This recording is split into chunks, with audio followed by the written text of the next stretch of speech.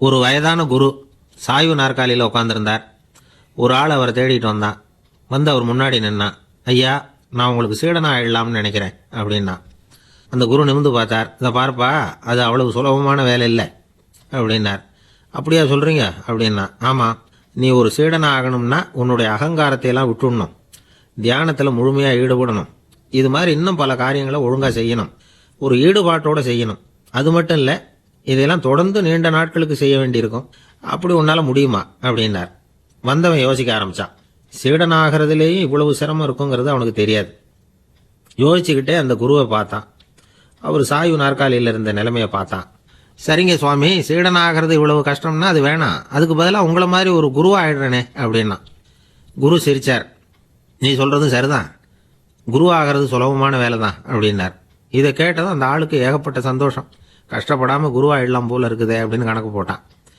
பிறகு அந்த குரு சொன்னார், நீ குருவாயிட்டா பல சீடர்களுக்கு தலைவனாக ஆகணும், அவங்கள வழி நடத்தி செல்லணும். அது கஷ்டமாச்சே. ஏன்னா பல பேர் கோவப்படுறவங்களா இருப்பாங்க, சில சமயம் சண்டை கூட போட்டுக்குவாங்க, சொல்கிறத கேட்க மாட்டாங்க, பணிவு இருக்காது. இப்படிப்பட்டவங்களையெல்லாம் சமாளிக்கிறதுங்கிறது ரொம்ப ஆபத்தான விஷயமாச்சேன்னார். என்ன சுவாமி, இப்போ கொஞ்ச நேரத்துக்கு முன்னாடி தானே சொன்னீங்க குருவாகிறது சுலபம்னு அப்படின்னா. ஆமாம், அது சரிதான். இப்போ என்னையே பாரு, நான் எவ்வளோ ஓய்வாக இருக்கிறேன்.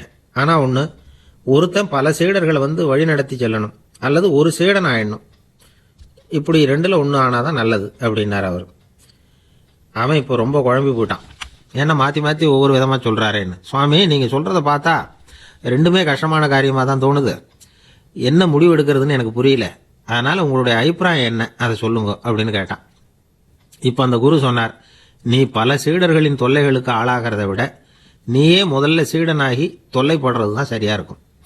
ஏன்னா அப்போ நீ உன்னுடைய பிரச்சனையை மட்டும்தான் கவனிக்க வேண்டியிருக்கும். குரு ஆகிட்டீங்கன்னா பல பேருடைய பிரச்சனையில் தலையிட வேண்டியிருக்கும் அப்படின்னார். ஒரு உண்மையான குருவுக்கும் சீடனுக்கும் உள்ள உறவுங்கிறது ரொம்ப பயன் கருதாத ஒரு அன்பு கலப்பு. ரெண்டு இயற்கையான முழுமை நெருங்கி வந்து ஒன்றோட ஒன்று கலக்கிறது. அது நீங்கள் கேள்வி கேட்டால் எப்படி அது முழுமை இருக்க முடியும்? அதில் முழுமைங்கிறது ஒரு அமைதியான நிலை. இந்த காலத்து குரு சீடர்கள்லாம் வேற மாதிரி.